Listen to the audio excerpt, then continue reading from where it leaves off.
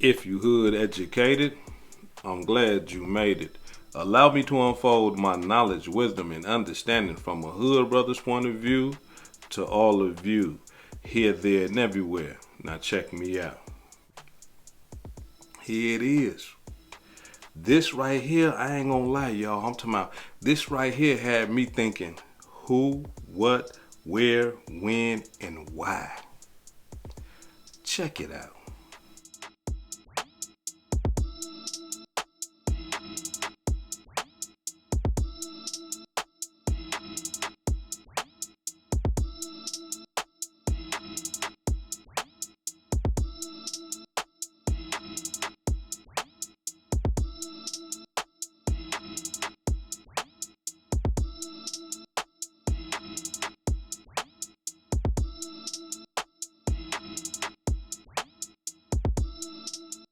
Did y'all see that? What happened to that tire? How did that tire get damaged like that? If you got a tire that damaged, it's gonna be hard for you to ride. You can still ride on a tire like that though, but at some point that tire finna pop. That tire finna get off. So what does that tell us? Because we hood educated, not lane related. Um, when that happened to that tire, he wasn't driving a long distance. He wasn't driving a long distance. Let's just say that when he was leaving the birthday bash, they got on him. And he was, man, I'm talking about he in that demo, that joint, the Hemi. He in that, he hit it, right? And probably hit, and messed the tire up. I'm not going for it. Those cars right there was built for hitting corners and, doing all of those types. Those cars right there, y'all see them boys in the middle of the block spinning. Them cars was built for all that. So I'm not going for that. He was driving fast and hit a corner and it did. No, I'm not. I'm not going for that. And not only that, let's say if they was on him when he left the birthday bash. If they was chasing him, y'all, let me tell y'all something. The back of that car would have been lit up. It'd have been holes all in the back windshield and everything. There's no evidence of that. Gangbangers understand that once they get behind you or get on the side of you, they understand that them bullets gonna cut through that car like butter. And a lot of people die like that. When them cars pull up on the side of you and start spraying you down, they pull up behind you, start spraying you down, people get shot that way. And gangbangers understand that. It ain't nothing for them to pull up behind you and hop out and spray the whole car down. That's easy work for them. So here it is. There's no evidence of no bullet holes in the vehicle from behind. So I can't agree with that. All that happened, and I'm talking about, look, y'all, all that happened at the hotel or at the hotel parking lot. And not at the Holiday Inn. So let's get that understood, right? He wasn't at the Holiday Inn.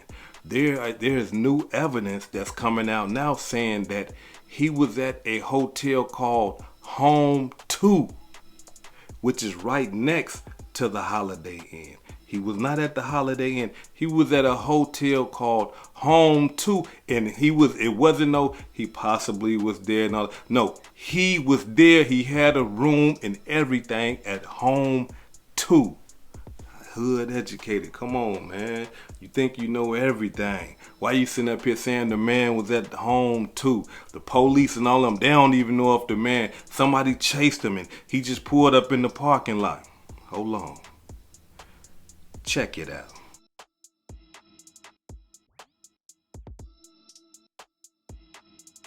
Los Angeles Times reported lawyer Louis Fosco, who worked with Jones is Julio Foolio, told the New York Times that police later asked the voodoo rapper to leave because gathering had exceeded occupancy limits. Jones then relocated to Home 2 Suites by Hilton in Tampa.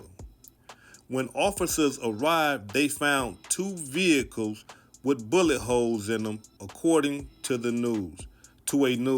Now listen, the reason why I want to point that out is because this is a well-known, well-established news broadcasting, and they are lying.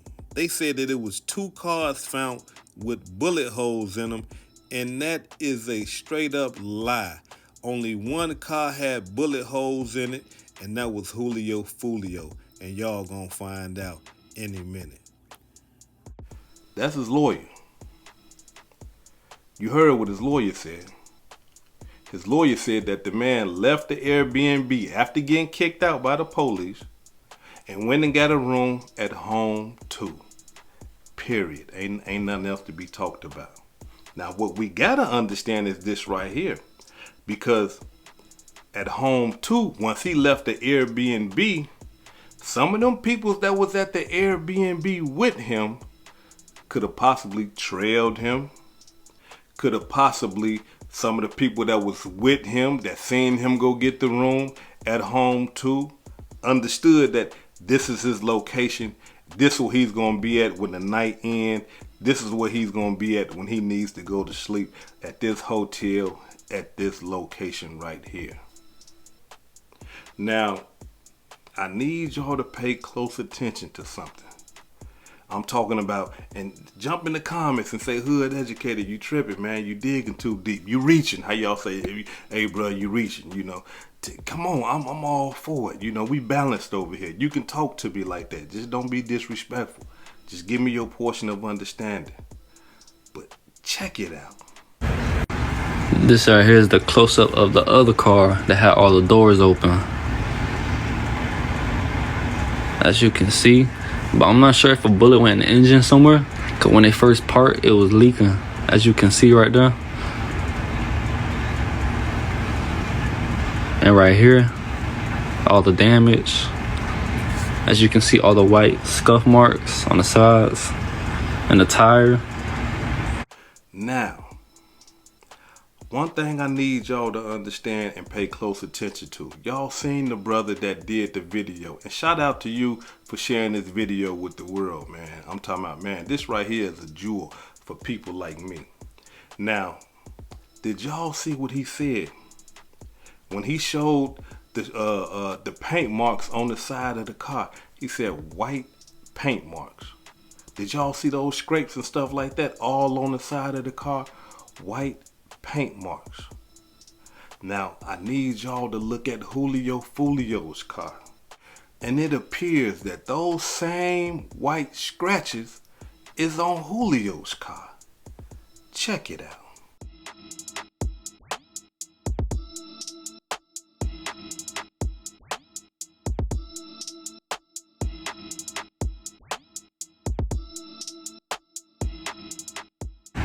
All the damage.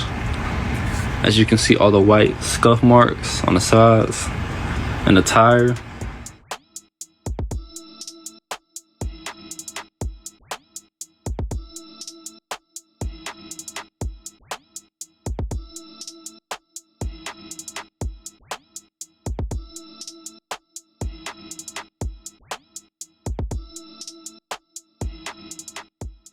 Y'all see that? So now we got to think, where's this white car at? The white car done left its trademarks. We understand that the white car, it appears that it done hit Julio's car. It done appear that it done hit this other car. Where's the white car at? And not only that, who was driving it? Yeah. Who was driving the white car? Why is the white car gone? Yeah. This thing right here get deep. Because we gotta understand something. Whoever did that damage to Julio's car possibly could have been the people that jumped out and I'm talking about sprayed his car up. Because when you look at his car, it's damaged on that right side. And when you look at the gunshots, it looked like they jumped out. I'm talking about like it was straight. They shot the hood of the car up. They shot the windshield up. And they shot the side of the car up. Check it out.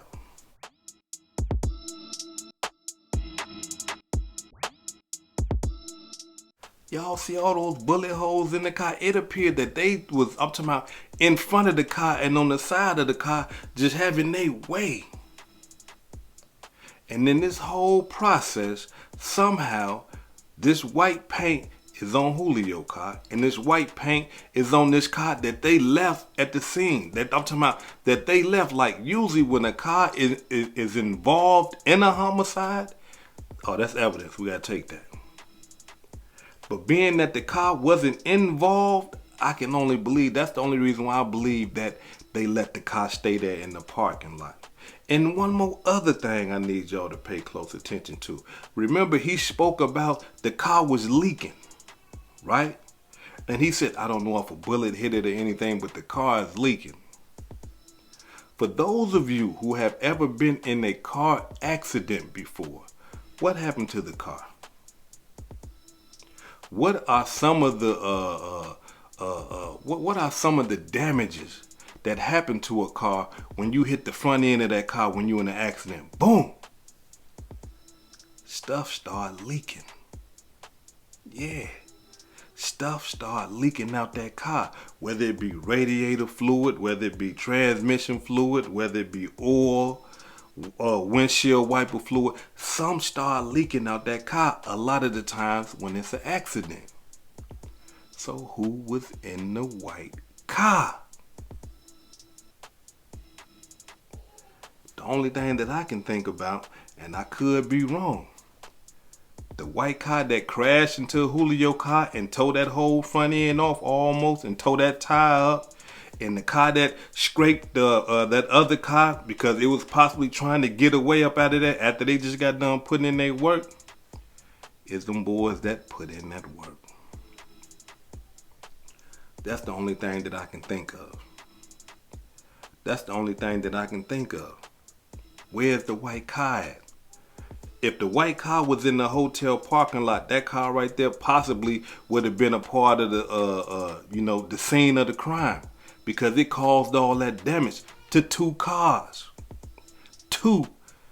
And now it ain't nowhere to be found. But this the cold-blooded part about the whole demonstration that I'm talking about that kind of just blew my mind. And I don't even see how I missed it. Y'all see where this car is shot up at? Check it out.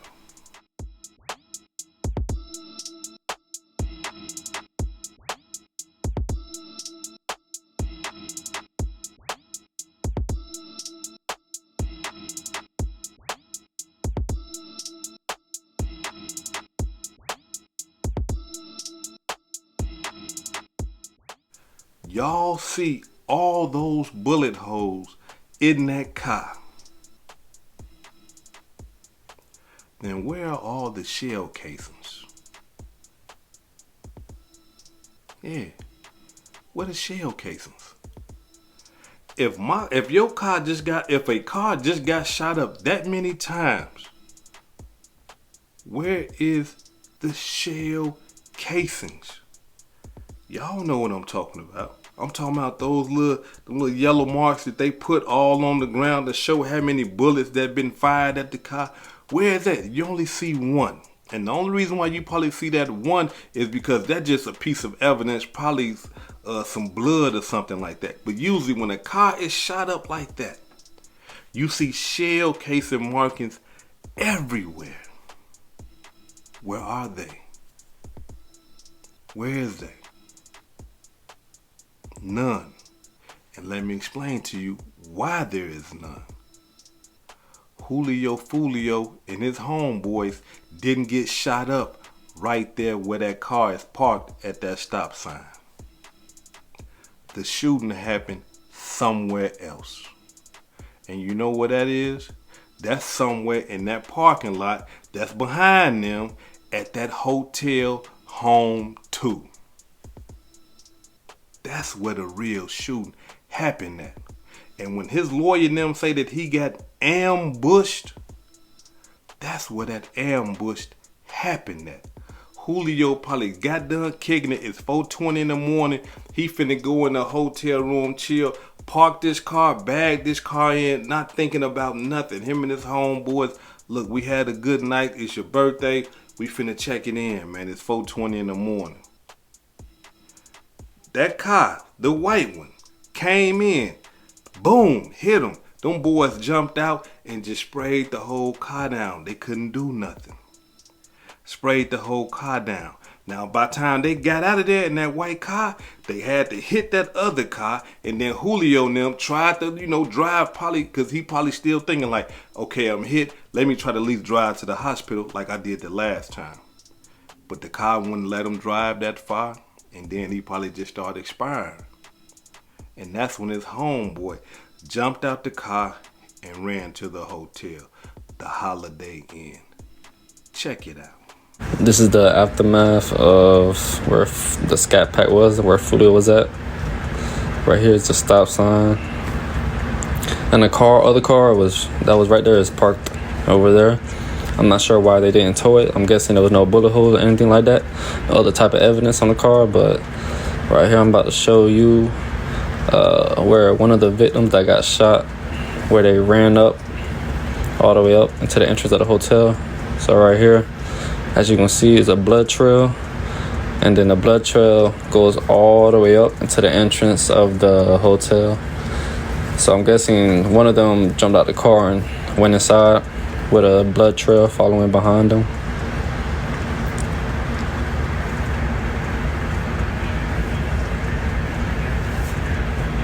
You see what I'm saying? Now, understand, this is just my portion of understanding. I don't have no actual factual proof that this is what happened and none of that type of stuff. And if I did, if I knew that type of evidence right there, that right there would make me a witness to a murder. And I'm not a witness. I'm way up here in Minnesota on the north side of Minneapolis. I'm talking about I ain't nowhere near no Jacksonville, Florida. But that's just my portion of understanding. That's just what I can put together from everything that's going on. I'm talking about, man, and look, I could be wrong. I'm not finna sit up here and say that, hey man, everything I say is right, and I'm big and mighty and can't nobody tell me nothing. No, because and look, we reporters, we can be wrong sometimes. Y'all see the news peoples, they was wrong, and the police is wrong. Like, this type of stuff happens in our line of work. But I'm just saying that's what it appears to be to me. That's what it looked like to me. And that white car that done hit Julio car, and that other car, they need to find that car, and they probably own it. But 9 times out of 10, it's probably a stolen vehicle. I don't see them doing that in their own vehicle, but sometimes gangbangers do that. But 9 times out of 10, it's probably a stolen vehicle. That's why they don't care nothing about it. But if it's not, then it's just gonna lead them straight to them guys, because if that white car get found, it's gonna have Julio paint on it, the black paint, and it's gonna have that gray charcoal paint on it from that other car.